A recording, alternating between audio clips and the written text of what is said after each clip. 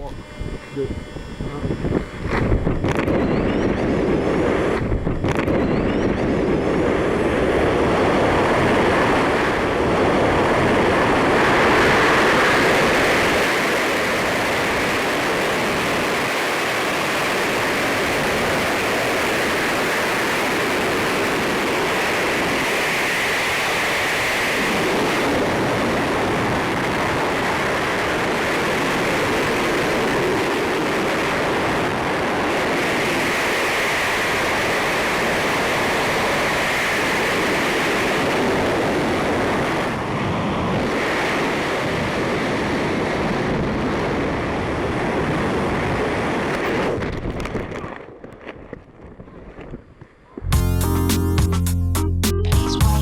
Le base jump, initiale de building, antenne, span, le pont, et earth, la terre, compte une centaine de pratiquants en France.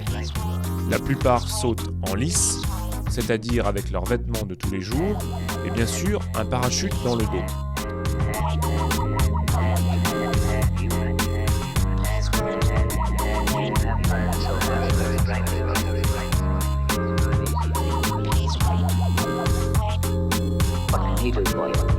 Mais seule une vingtaine de passionnés pratiquent le base avec une wingsuit.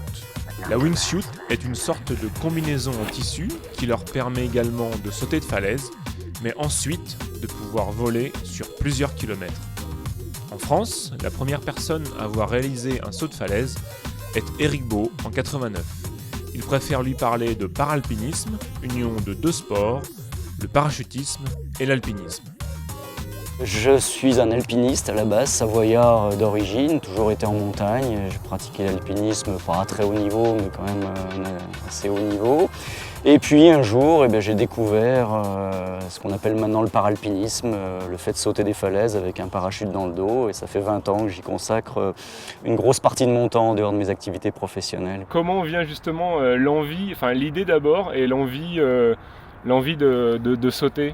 Dans mon cas, ça a été vraiment un pur hasard. En fait, j'étais avec un ami en Norvège, dans la fameuse face nord du Trollhättan. On était en train d'essayer d'ouvrir une nouvelle voie avec les pires difficultés. D'ailleurs, on n'est jamais arrivé en haut.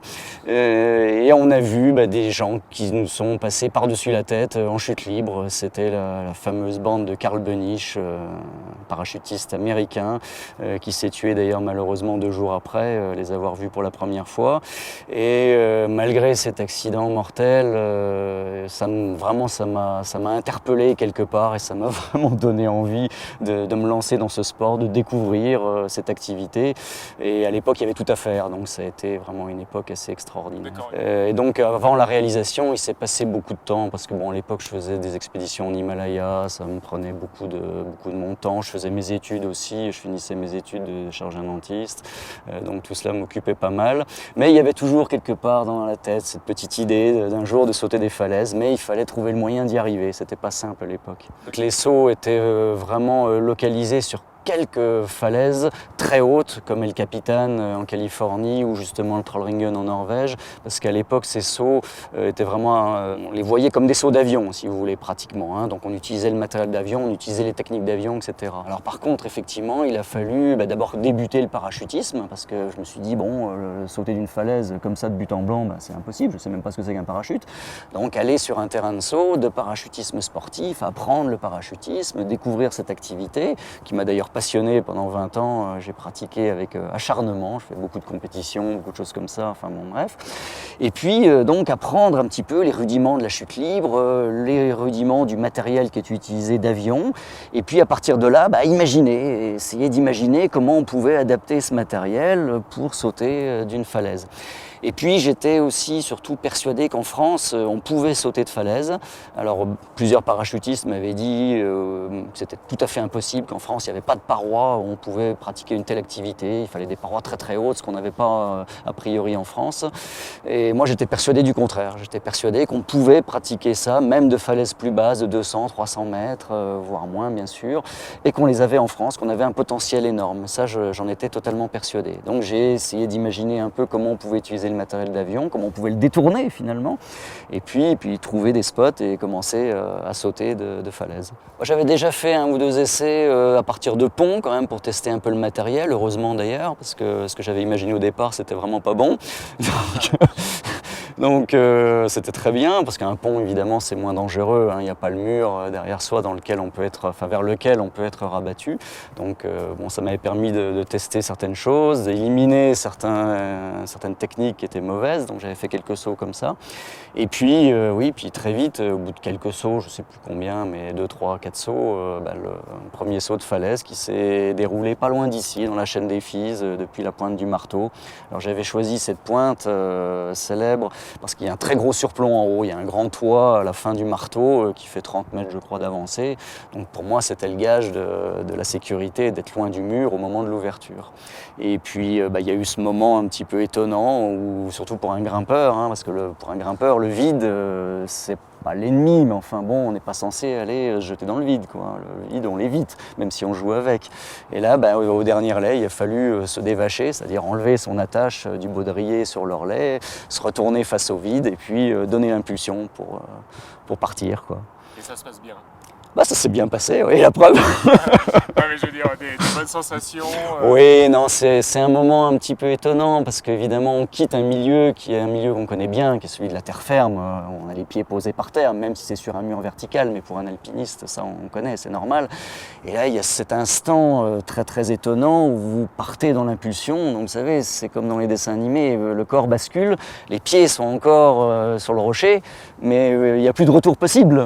Le corps, il a déjà basculé. Et donc il y a cette fraction de seconde invraisemblable où vous êtes encore un peu sur terre, mais plus vraiment, pas encore tout à fait en l'air, mais ça y va.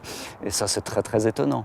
Et puis après, il y a une espèce de, je dirais pas de blanc, parce que ce premier saut, j'en ai des souvenirs très précis, mais bon, c'est tellement nouveau, tellement étonnant, tellement hors norme, le début de la chute, le rocher qui commence à défiler, ça dure très peu ce premier saut, hein, c'est très très court. J'étais parti évidemment l'extracteur, c'est-à-dire le système d'ouverture à la main, au lieu de l'avoir rangé comme on fait en saut d'avion. J'avais supprimé sur la voile tous les systèmes de temporisation pour que ça s'ouvre vraiment très très vite. Donc la chute libre en fait est très courte, hein, c'est quelques dizaines de mètres pour ce premier saut, mais ça paraît très long. Dans l'esprit, on a l'impression de chuter pendant 3 minutes, mais c'est évidemment pas du tout le cas. Et puis bon, il y a le lâcher de l'extracteur, il y a ce grand blanc là où il se passe rien, puis tout d'un coup la voile qui claque, qui explose, qui se gonfle d'un coup, et puis on se retrouve pendu sous le parachute, et puis là évidemment il y a une immense joie que vous pouvez imaginer après ce premier saut de falaise fait en France, parce que c'était la première fois que ça se faisait comme ça en France. Tout près de Grenoble, la Dent de Crolles est un des meilleurs spots pour le paralpinisme. Cette montagne surplombe Saint-Hilaire du Touvet, célèbre pour sa coupe Icare, où chaque année des centaines de parapentistes, avec leur déguisement, viennent fêter le vol libre. La Dent de Crolles permet aux meilleurs wingsuiters de planer sur près de 3 km, après seulement 1h30 de marche. Rodolphe est parisien, et malgré cela, il est l'un de ceux qui volent le plus et le mieux. Et il est devenu l'un des spécialistes de la Dent. Paris, c'est à 3 heures de Grenoble par train, donc c'est pas mal. On est à 2 heures en avion de la Norvège, 2 heures de la Suisse, donc ça permet de bouger pas mal. La Dent de Crolles, je le connais pas mal. Cette année, j'ai dû en faire, je dois être pas loin d'une vingtaine de sauts à la Dent. Donc le départ, je suis un petit peu à la maison, hein, sur la marche, donc je connais bien l'environnement. Généralement, je suis accompagné d'amis, donc on s'entend bien. Il y a le décompte qui part, et puis ensuite, si c'est un saut où il n'y a pas de caméra, entre guillemets, on va se concentrer vraiment sur le départ, regarder le rocher qui défile et essayer de prendre la bonne position avec un angle d'attaque assez important, ce qui va générer en fait toute la première partie du vol et qui va être intéressant parce qu'avec une bonne position en début de vol, ça va nous donner de la vitesse pour la fin de vol et donc généralement on fera un bon saut. Et voilà, et quand je filme, en fait, je me concentre sur regarder le partenaire à côté et essayer de me synchroniser avec lui sur le départ en ayant son visage dans le cadrage. En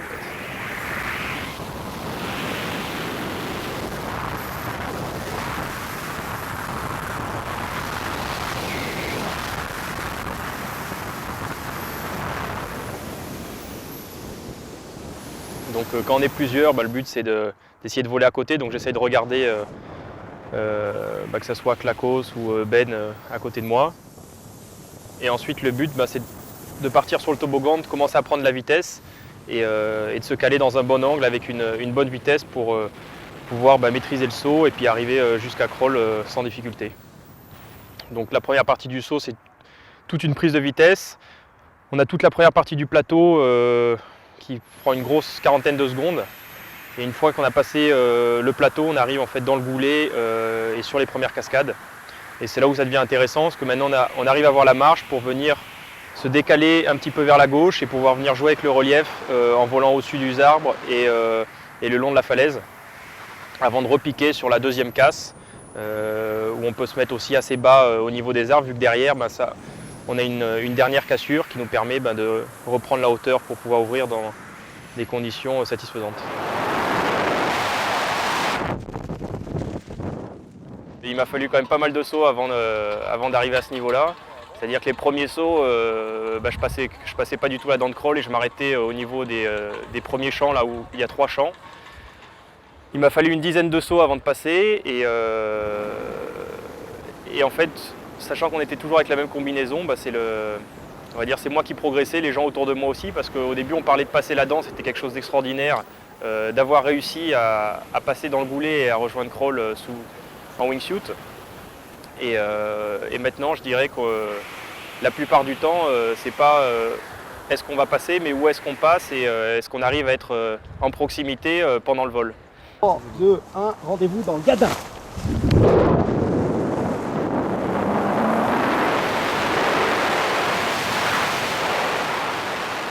Donc je pars derrière Seb, en fait je voulais pour le filmer, je lui avais dit de rester un petit peu dans le relief, il n'a pas voulu s'en approcher trop. Du coup moi je me suis venu m'amuser près du relief. Je m'étais donné un repère sur le précédent saut pour me donner un niveau de passage, j'étais à ce niveau-là. Et par contre, dès que je suis passé là, je me suis relâché un petit peu sur ma position et j'ai commencé à perdre mon angle d'attaque et à repasser plus à plat, ce qui fait qu'en fin de vol, en fait, je fais la feuille morte et je commence à vaciller. Et le moment donné où je tire, en fait, normalement, ça aurait dû passer, mais j'ai eu un 180 qui fait que j'ai pas eu le temps de résorber l'incidence d'ouverture et je suis arrivé aux arbres. D'accord. Et là, ça fait peur, il se passe quoi? On a l'habitude? On a l'habitude, pas pour tout le monde, moi ça me dérange plus vraiment parce que je ne suis pas mon premier arbre. mais finalement, on est sous une voile. Arriver dans les arbres, je pense pas que c'est ce qu'il y a de pire en base. Je préfère largement arriver dans les arbres plutôt que taper le rocher. Et généralement, ça se termine très bien.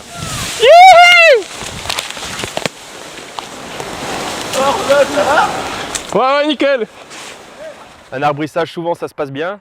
Une fois qu'on arrive dedans, la première chose à faire, c'est attraper une branche pour se sécuriser et ne pas retomber au sol. Et une fois qu'on a fait ça, on commence le rapatriement de son parachute.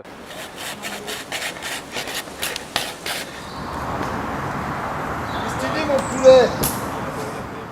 Je t'attends, hein. Allez, 3, 2, 1, et passe.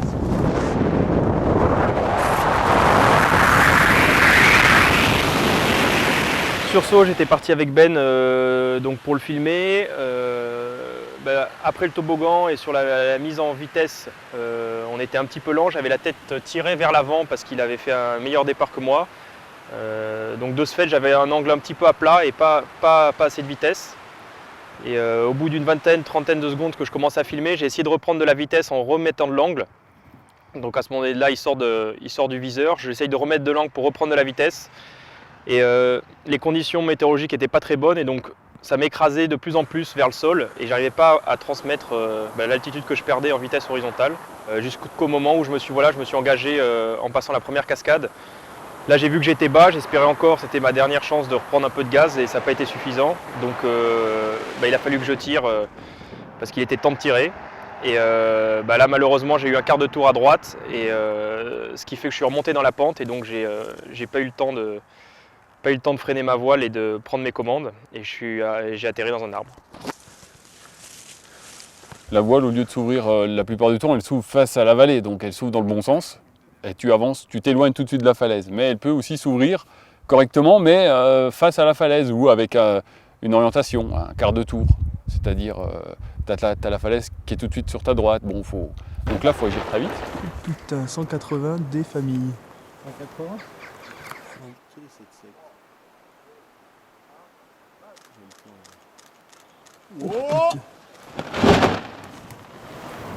Allez, tourne. C'est bon. Ah bah il y a du spectacle, hein, je suis pas déçu. C'est plus que demandé. Quand vous sortez d'un avion, vous avez le vent de l'avion sur lequel vous vous appuyez, qui est c'est difficile à comprendre pour quelqu'un peut-être qui n'a jamais fait de chute, mais en fait le vent se comporte comme de la neige ou comme de l'eau et dessus on est comme sur un gros matelas. Bon, c'est un appui. Puis après, quand on prend de la vitesse, on crée donc son propre déplacement d'air et on est sur la. Bon, effectivement, en saut de falaise, le départ, on est dans un trou. C'est vraiment un trou noir. On plonge, il n'y a aucun appui. Il faut maîtriser ça. Mais il n'y a pas que ça. Il faut maîtriser aussi l'aérologie, parce que l'aérologie en montagne, elle est complexe. Il ne faut pas se faire rabattre contre le mur en chute, mais aussi après, au moment de l'ouverture. Il faut maîtriser l'ouverture de la voile, parce qu'une voile elle va s'ouvrir dans un certain sens, si tout va bien, mais souvent, malheureusement, elle va tourner.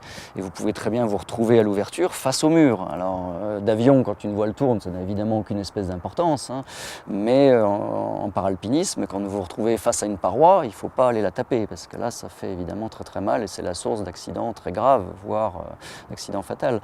Donc il faut maîtriser aussi ça. Et puis après, il y a le pilotage sous voile, il y a le poser dans des zones qui ne sont pas toujours faciles, qui peuvent être délicates, qui sont souvent en altitude. Donc là aussi, c'est pas pareil. On ne se pose pas à 2000 mètres comme on se pose au bord de la mer. C'est pas pareil. C'est une activité qui est pas un peu folle comme on peut le croire, où il y a des règles, il y a une marge. Comme je dis toujours, c'est pour moi, en tout cas, tel que je le conçois, c'est moins risqué de faire du base jump que de faire du vélo sur le bord de la route. Il y a des risques, c'est évident, mais on essaye de les maîtriser. Il peut y avoir des accidents, ça c'est certain, mais on essaye de faire les choses bien pour pas avoir justement d'accident, ou en tout cas vraiment qu'il y en ait le moins possible. Bon. Et puis le but, c'est pas de se faire peur. Le but, c'est le plaisir, c'est le bonheur, c'est le vol, c'est voler en montagne, c'est voler le long d'un mur, le long d'une paroi. C'est vraiment ça. Moi, si je me faisais peur dans mes sauts, j'arrêterais tout de suite, quoi. Je pourrais pas. Je le fais pour le bonheur, pour le plaisir.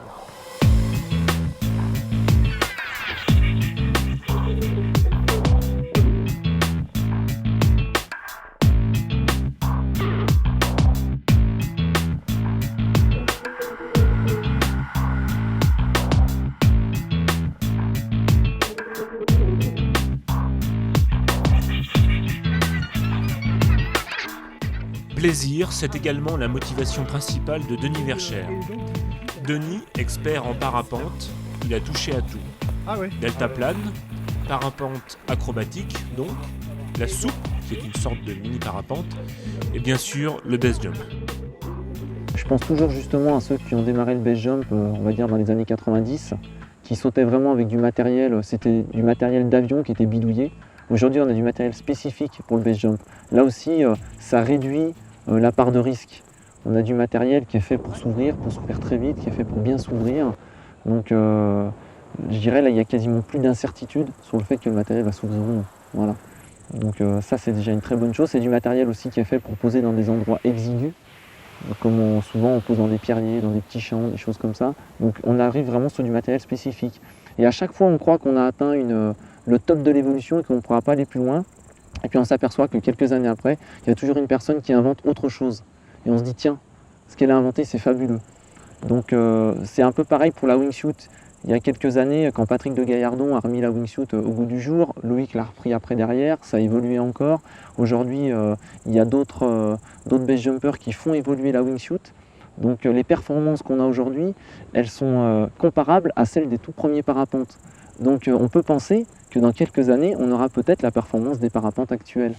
T'es prêt? Enfin prêt. 3, 2, 1, bah.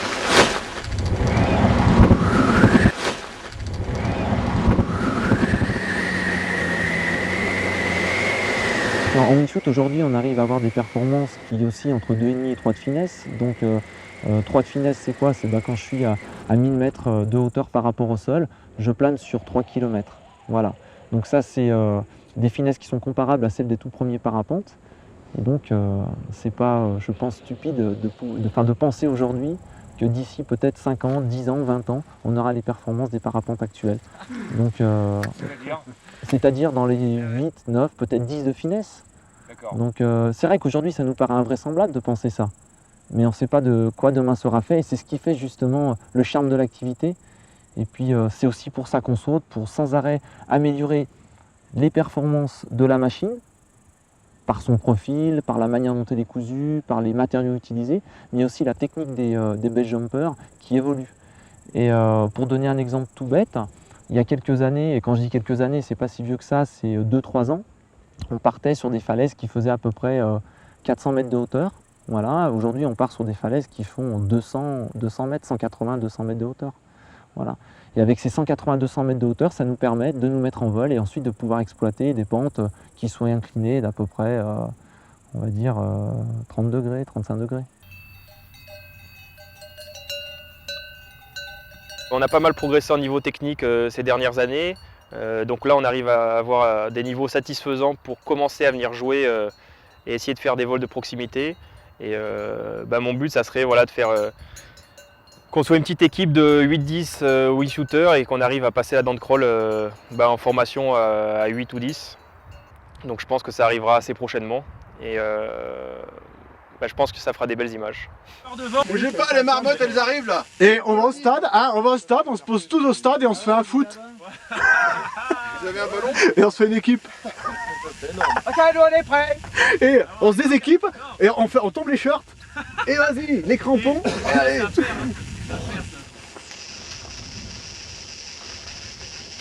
Allez, 3, 2, 1, va.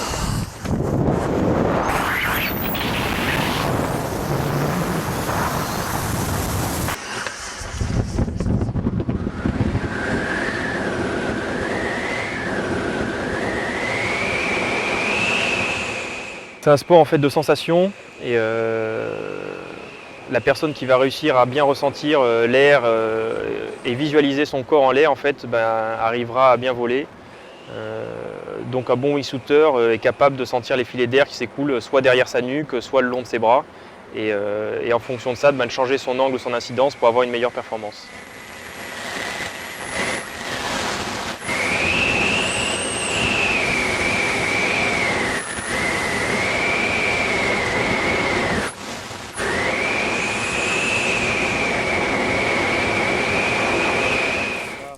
Philippe, alias Clacos, est une légende dans le milieu.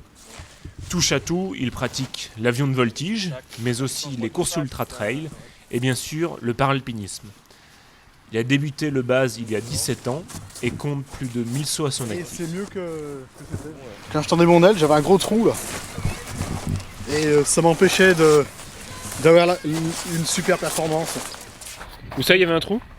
Là j'avais un gros trou là. Ça rentrait mal. Donc ma performance, je dis que c'est la faute de l'aile. Ouais. Donc on a changé le réglage et là maintenant c'est bien. J'ai plus le trou. Voilà. Donc voilà quoi. A priori, grosse performance sur le prochain vol. Ah bah là ouais, grosse performance. Si ça va pas, Plus d'excuses. faudra que je trouve une autre excuse. Donc j'ai commencé le base jump en 91 avec Eric Fradet et Jacques Malnuis. Et puis depuis, je me suis jamais arrêté. Et puis voilà. Et puis maintenant, j'ai passé allègrement les 1000 sauts. Et puis voilà quoi. Donc je sautais d'avion. Et j'ai eu une sauté en skysurf. J'ai eu une mauvaise ouverture. Et j'ai pris un grand coup, un mauvais coup sur la tête, sur le côté. Je me suis posé au sol et j'ai perdu l'audition sur une oreille. J'ai fini à l'hôpital une semaine. Un traitement pour récupérer l'oreille, j'ai pas récupéré. Les toubibs m'ont dit il faut arrêter de monter en altitude parce que vous allez perdre l'autre oreille. Il vous en reste une, donc il faut plus sauter d'avion pendant au moins quelques années et au moins attendre quelques années avant de ressauter. Mais je leur dis mais si je monte pas haut, à la rigueur vous pouvez sauter, mais alors faut sauter bas, faut pas monter très haut. Ok, d'accord. Et donc j'ai traîné sur les terrains pendant quelques temps sans pouvoir sauter d'avion. Et là, c'est là où Jacques Manu et Eric Fradet, on était ensemble, on se côtoyait assez régulièrement sur le terrain à Corban, vers Lyon. Et ils m'ont dit, écoute, là, on va sauter de pont du côté Clermont-Ferrand, au viaduc des Fades. Écoute, si tu veux, viens avec nous. Et puis, voilà, donc j'ai fait comme m'a dit le toubib. Après, je me suis mis à sauter, je sautais bas, et ça c'était permis, donc je risquais pas de me faire mal à l'oreille. Et donc, ils m'ont amené sauter de pont, et puis voilà, c'est comme ça que j'ai commencé, quoi. Allez, radis. salade, poireau.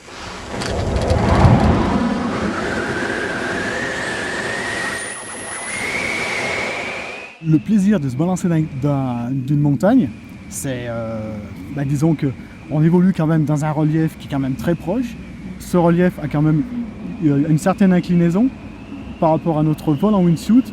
On a 20 degrés d'inclinaison par exemple en wingsuit, en vol à plat. Si on a un relief qui fait 30-35 degrés, on aura la possibilité de venir s'approcher du relief, de jouer avec le relief, et on a la possibilité de s'en sortir assez rapidement. On aura de la puissance pour le faire.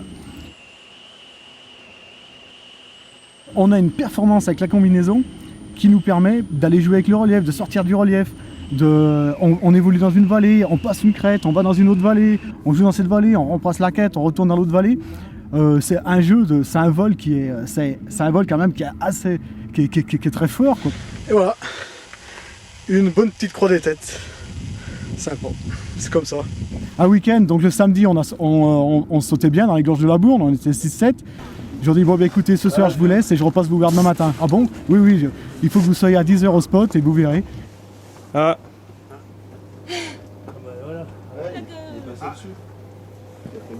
Dracos. Et 10h, je suis venu leur faire un petit coucou en avion. Et c'était quand même un grand moment pour moi. Yeah, le Clacos. Il va faire un demi-tour, hein.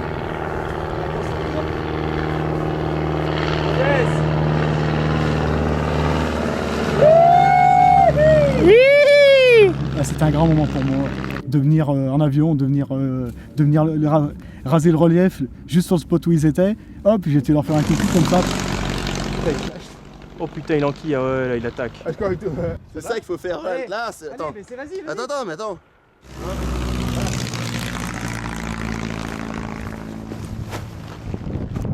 Après je suis revenu sur eux et là ils ont sauté et ils ont sauté en wingsuit et là je les ai accompagnés dans les gorges de la Bourne avec l'avion et c'était vraiment sympa, c'était vraiment un bon moment.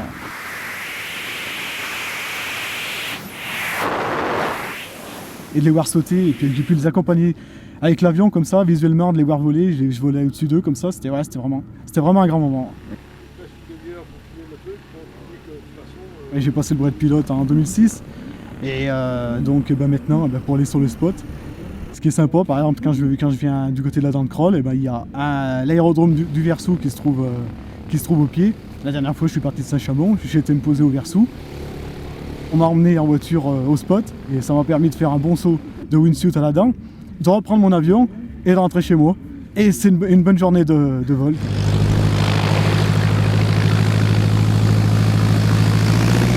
C'est comme ça qu'on vient faire du base jump alors. Eh ouais, c'est la solution là. C'est une solution assez rapide, ouais. Et ça permet de voir le spot avant d'arriver. Et alors, ça a l'air comment? Bah, ça a pas l'air terrible en fait. Ça a l'air bien, hein. Ça a l'air bien bouché par les brumes matinales. Mais enfin bon, j'ai pu atterrir, c'est déjà pas mal. Donc tu laisses ton avion là et maintenant tu vas voler quoi. Sans voilà, avion. je laisse l'avion là et maintenant on va prendre la wingsuit et on va continuer à voler. Sans moteur. Ah ouais, sans moteur. Et bah ça va. Et bah la wingsuit va quand même largement plus vite que l'avion, hein. Ah ouais? Enfin que ce type d'avion, bien sûr. Ouais. C'est-à-dire que tu voles plus vite sans moteur en wingsuit? Ah bah avec la wingsuit je suis à 100 nœuds. Avec cet avion je suis à 80 nœuds. Avec 80 nœuds, ouais. Ah, c'est marrant ça. mais bon, avec la wingsuit je vais moins loin.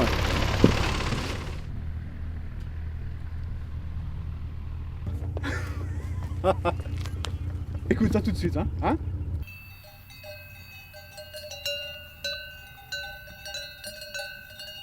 Eh ben, en avant la musique, hein. En avant Guingamp. Allez, rallye, salade, go!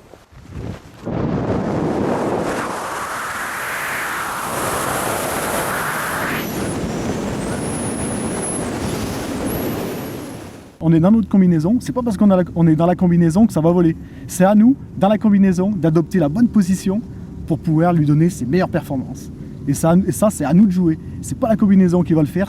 Si nous on fait rien, la combinaison elle fera rien. C'est pour ça il faut pratiquer régulièrement pour pouvoir progresser encore.